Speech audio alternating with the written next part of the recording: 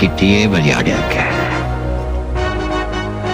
Cocker, இது பாட இந்த கப்பல்ல போட்டு கவர்மெண்ட் போலீஸ் எல்லாம் அவனுடையதான் இருக்கலாம்.